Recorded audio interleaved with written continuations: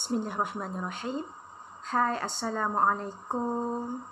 Jadi macam mana terutamanya orang yang duduk area Alostar memandangkan PKPD dah habis mana seronok dah. Yang mana yang kerja tu dah boleh mula kerja balik. Jadi malam ni Tira nak ambil masa sedikit saja nak sembang santai-santai mengenai semua benda kita nak salahkan jin. Macam mana tu? Sebelum kita mulakan cerita, macam biasalah, Tira akan minta tolong bagi siapa yang tengok live ni, tolong share dulu. Bagi orang lain dengar sama, kok ada input-input yang bermanfaat. Untuk sama-sama muhasabah balik. Okay, jadi topik pada malam ni tak banyak sangat lah yang Tira nak cerita. Mengenai kebanyakan ada setengah orang ni, dia terlalu tumpu sangat kepada gangguan, kepada jin. Semua benda nak salahkan benda tu. Okey. Yang pertama sekali kita nak cerita, memang ada setengah tu sebahagiannya sebagai contoh lah yang berkenaan terutamanya yang berkaitan dengan masalah rumah tangga. Okey. Tak pun bagi orang yang macam terkena si pemisah ke, yang berkenaan dengan rumah tangga lah kebanyakan yang melibatkan konflik antara sesama hubungan. Tak kisah dengan sesiapa pun, dengan keluarga ke, dengan orang yang kita kenal ke, bagi dah kahwin mungkin masalah dengan pasangan ke. Sebagai contoh, bagi orang yang terkena sihir pemisah, walaupun memang asbab dia sihir yang mengganggu keharmonian rumah tangga, tetapi apakah tindakan dan penyelesaian kita bila kita menghadapi situasi itu? Ikutkan sebetul-betulnya lah, kita fikirkan dari logik akal.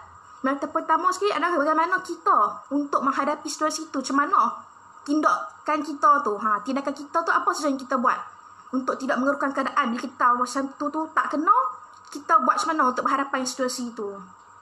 Dan yang keduanya, bagi kita meletakkan orang kata gangguan tu sebagai asbab sajalah. Mungkin Allah nak uji kita, nak tengok macam mana kita nak menghadapi ujian dari dia. Kadang-kadang setengah orang ni dia pasal salahkan sebagai contoh, bila ada masalah, bila kita tahu kita ikhtiar lah, ada masalah orang buat sepemisah kita, tak pun mungkin nak kerukan keadaan kita dengan pasangan kita ke. Jadi seandainya kita dah ikhtiar, dah sembuh, tapi masalah tu masih ada. Jadi bagi orang yang terlalu taksub sangat sampai tahap tu, benda tu sebenarnya dah tak ada apa, dah tak ada apa-apa pun berkaitan benda tu, tapi dia masih nak menyalahkan benda-benda macam tu juga. Pada dia tu, kalau kata still tak okey, bermaksud rumah tangga tu masih ada orang yang mengganggu. Sedangkan benda ni berjadi, kita perlu muhasabah balik. Mungkin ada masalah, minta maaf lah. Bercakap kadang-kadang melibatkan sikap sebenarnya, melibatkan keegoan diri kita. Kadang-kadang tengok cara kita macam mana bila kita ada masalah, macam mana kita berbincang, macam mana cara layan kita sesama pasangan. Dia kita tengok juga dari segi aspek tu. Dan ada setengah kisah kadang-kadang ada pesakit datang kat Arwah Sufi ni, dia tak ada masalah berkaitan dengan unsur-unsur jin pun, tapi disebabkan dia banyak pergi jumpa orang yang silap, tak pun dia terlalu banyak fikir sangat, dia nak cari sesuatu untuk dia salahkan.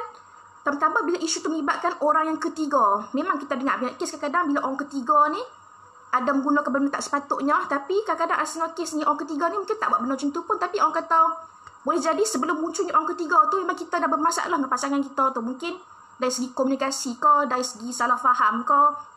Jadi bila terjadi sesuatu yang kita tak inginkan, benda tu terjadi, kita menyalahkan perkaraan. Kalau kata orang kata terkena sihir sekalipun, kalau kata kita pandai handle situasi tu, benda tu dia takkan melarat walaupun kita mak ada gangguan tu. Tapi bagi orang yang tak dapat handle situasi, tambah pula campur mak ada gangguan, so yang terjadinya selalunya adalah perpisahan lah. Sebab dari cara kita untuk handle tu. Dan ada sebahagian kes kadang-kadang tak ada apa benda unsur kerja, tapi dia nak salahkan kata sebab jin juga. Mungkin dia nak puaskan hati dia, walaupun benda tak betul, dia nak iya cakap benda tu. Tapi yang kata risiko bagi orang yang sebagai contoh, dia tak ada masalah berkaitan dengan jin, tapi setiap apa yang jadi, dia nak salahkan jin tu. Sebagai contoh lah kan, dia demam pun sikit, rasa macam pelik sikit, kata, aku rasa sakit kaki ni, jin tokok kaki aku kot. Contoh ada macam tu. Tapi seandainya kata contoh, kalau kata benda tu tak betul, sebab benda-benda kita tak nampak dia memang ada keliling kita. Baik kata kita seorang manusia ni, kita tak buat satu benda tu, tapi orang tuduh kita buat, apa kita rasa? So sama juga lah benda kita tak nampak. Kadang-kadang bila kita terlampau fikir sangat benda tu, seolah-olah kita menuduh benda tu, mengiyakan benda tu, jadi dia seolah-olah mencabar benda tu. Daripada kita tak ada, boleh jadi ada, memicu kepada ada.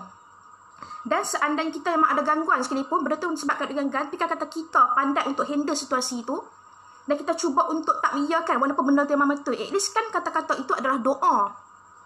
Jadi bagi orang tak ada masalah, kan selalu saya sebut benda tu seolah berdoa diri dia untuk ada benda macam tu. Dan bagi orang yang dah ada masalah pula, benda tu macam tak ada penyelesaian. Sebaiknya kita fikir untuk cara untuk menyelesaikan. Jadi bagi bermasalah, contoh macam orang yang ada masalah rumah tangga, kebanyakannya lah, sebelum mereka nak ikhtiar untuk baiki, selalunya guru saya, ustazah akan buat sesi kaunseling khas untuk orang yang bermasalah rumah tangga ni. Kalau kata seandainya memang ada unsur sihir sekalipun, kita akan buat sesi kaunseling supaya untuk baiki dari segi hubungan, cara kita berkomunikasi, cara kita untuk berhadapan situasi tertentu. Sebab benda tu pemainkan peranan.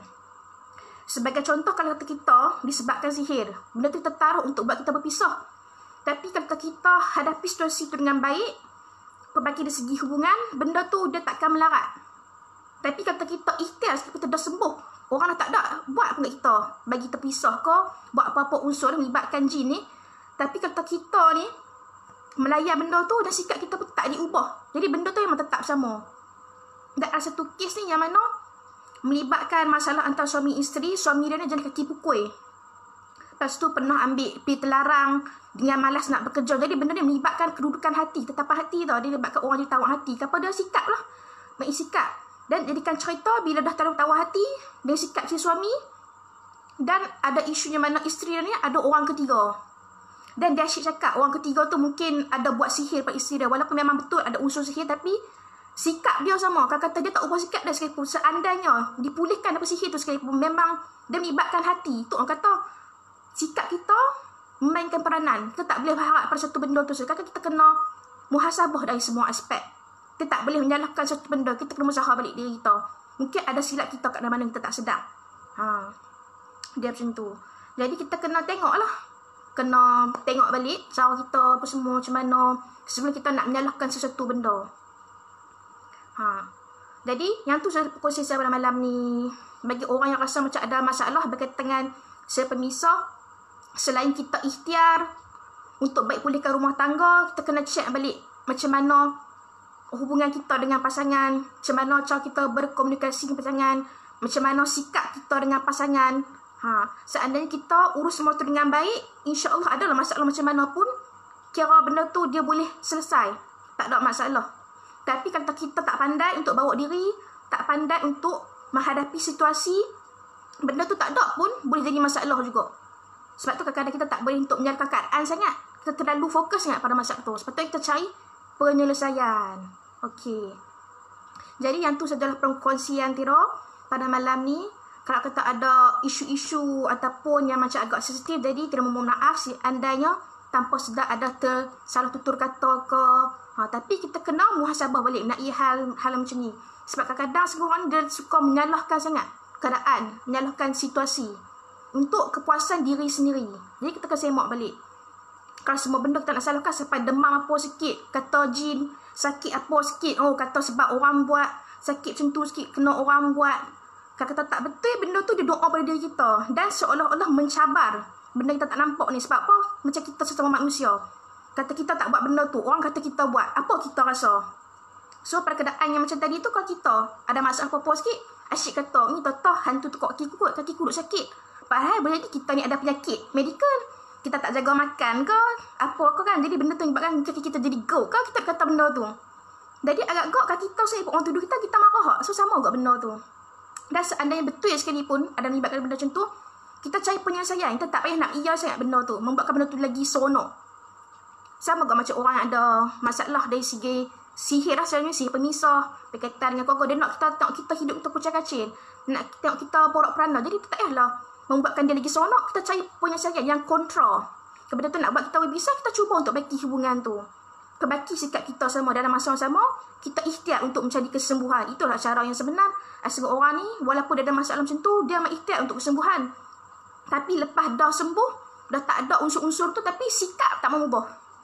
Jadi lama-lama benda yang sama akan berulang. Tak pun bagi orang yang ada isu orang ketiga, memang kadang-kadang ada kes, ada unsur-unsur yang macam tu. Tapi kadang-kadang isu orang ketiga pun mungkin menjadi sebab sikap kita. dengan pasangan kita, memang sikap pasangan kita tu memang jenis macam tu, kita tak tahu. Jadi kita kena muhasabah balik. Macam tu saja. Jadi itu saja perkongsian kita pada malam ni. Kita sama-sama boleh muhasabah balik selain kita menyalahkan benda saja semata-mata. Terima kasih bagi yang sudi untuk join live dan juga yang tolong share live ni. InsyaAllah kita akan bertemu lagi pada live yang seterusnya. Okey, Assalamualaikum.